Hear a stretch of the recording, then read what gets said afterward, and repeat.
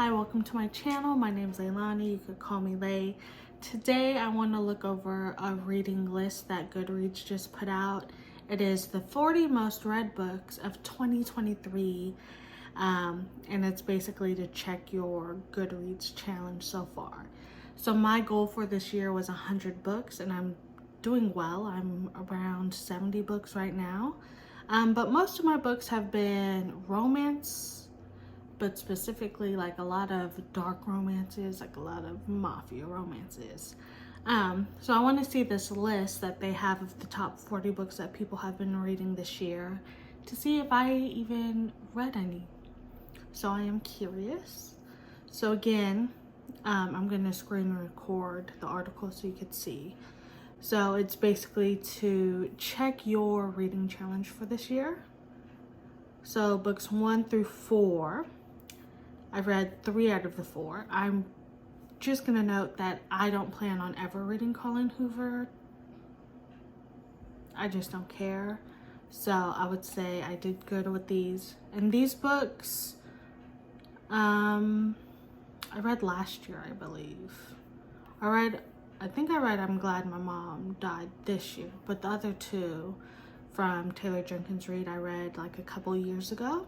I believe I gave Daisy Jones a 5-star because I was listening to the audiobook, and then 7 Husbands, maybe a 4 or 5-star.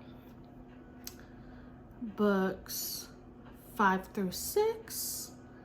Again, I'm not going to read Colleen Hoover. I am interested in reading Tomorrow and Tomorrow and Tomorrow. A lot of people read it and cry, and I feel like I want to cry. So I think I would put that on my list. If I'm building out a TBR, I could do that, maybe. So out of these 4, I would read Tomorrow, Tomorrow, and Tomorrow. I'm not really interested in the lessons of chemistry. Books 9 through 10, or 9 through 12, I read 3 out of the 4. I don't plan on reading Prince Harry's memoir because I listened to some of the clips people like shared, and I don't want to know his business like that. So I'm okay with not reading that. A Court of Thorns and Roses, I think I gave 3.5 stars. Book Lovers, I gave 4. A Court of Mist and Fury is either a 4, it's probably a 4-star. Books 13 through 16, I read 2 out of the 4. So last year I read Things We Never Got Over. I gave that a 4-star, I believe. I really enjoyed it. And then Twisted Love, I'm trying to remember which one that is. If it's Twisted Love, it might be the second book. I'm curious. This is either between, it's book 1. So book 1, I think I gave a 3-star. I read the whole series, or all the books that are out in the series currently. So I think the first book, Twisted Love, I gave a 3-star. The second book, I gave a 4-star. Third book, I gave a 2-star. And then the 4th book, I think I gave a 4-star. I'm not really big on mysteries, thrillers, horrors, but out of these 4, I would probably read The Silent Patient. And yeah. 17 through 18, I read 1 out of the 3. I can read the next Taylor Jenkins Reid book. My friend has it here. I could read it if I want to. Also, I do have Kindle Unlimited. I could read The Perfect Marriage. And then also, I think A Good Girl's Guide to Murder is about to be a movie. I think they're in the process of filming right now. So out of these 3 that I haven't read, I'd probably read the Taylor Jenkins Reid book. The next ones, 21 through 24. Again, I'm not reading Colleen Hoover. I read Icebreaker last year. I think I gave it a 4-star. I really liked it. It was a hockey player and a figure skater romance. This is Things We Hide from the Light is book 2 of this series. I don't actually know what the series is called, but I am interested in reading it, and it's on Kindle Unlimited. So maybe I'll do two separate videos, one where it's like physical reads and one where it's KU reads. But I am interested in that book. 25 through 28, 3 out of the 4 I've read.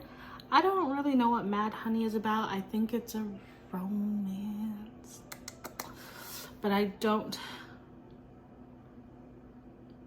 have any interest, even though I don't know what it's about. So maybe I should read what it's about. But at the moment, no interest. 29 through 32, I read 2 out of the 4 books. For the fine print, I think I gave it a 3-star.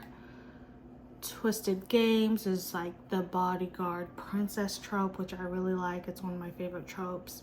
And I believe I gave that a 4-star. Out of these books, I think the only one I really know about is The Midnight Library. And I'd probably read this book because I did read a book 2 years ago from the same author, and I liked it. So maybe I would read that one. 33, 36. Final Offer, I think it's the last book of this series. I haven't read it yet. I probably would read it. I just haven't found the time to care. Because I think the series so far is just fine. It's not something I'm like, oh, I need to read the next book. But I did read, because I think it's only 3 books. So I did read the first 2, so I might as well read the last book. Inheritance Games, I have no interest in reading it. My best friend read it. And it's supposed to be similar to Knives Out the movie. But she read it, didn't like it, and most of my taste is similar to hers. And then also we have the Taylor Jenkins Reid One True Loves. We have that on paper, or physical copy here, so I could read that if I wanted to. And then the last 4, 37 through 40. I read 2. I read none of these. But I am interested in reading Love on the Brain, Malibu Rising, and Song of Achilles. But also I think a lot of people have been talking about The Last Things He Told Me. So I might read all 4 of these. I physically own these 3.